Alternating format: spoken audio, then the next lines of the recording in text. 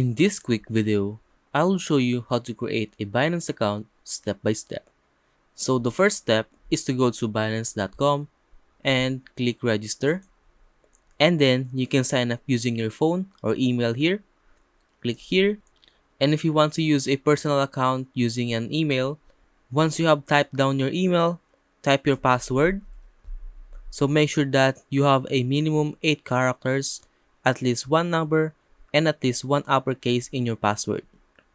And then click here, click create personal account, and then go to your Gmail account and check if you have received the verification code. Then once you have your email verification code, type down your code and then click submit. And now you have created a Binance account, and if you want to verify, you can just click here.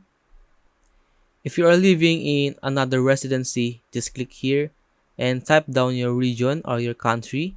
And all you're gonna need to do is just fill up the personal information. You must have a government issued ID, and you must do the liveness check. And if you want to create a personal account using your phone number, click here and type down your area code, and then type down your phone number here, your password, and just click here and then click create personal account.